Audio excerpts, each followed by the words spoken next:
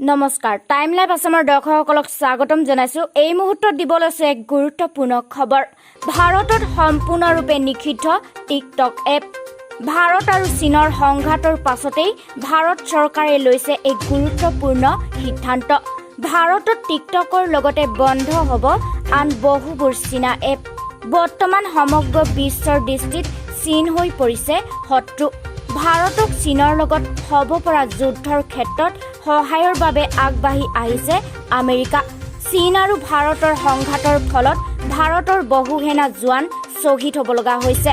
এনে পৰিপ্ৰেক্ষিতত সমগ্ৰ ভাৰতত চীনা এপ চীনা সামগ্ৰী বৰ্জনৰ বাবে দেশবাসী স্বতঃস্ফূৰ্তভাৱে ওলাই আহিছে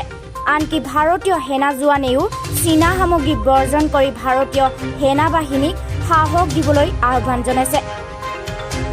ভাৰত চৰকাৰে টিকটক হেল্ল' ইউচি ব্ৰজাৰকে ধৰি মুঠ 59টা চীনা এপ ভাৰতত নিষিদ্ধ ঘোষণা কৰিছে news desk time live Assam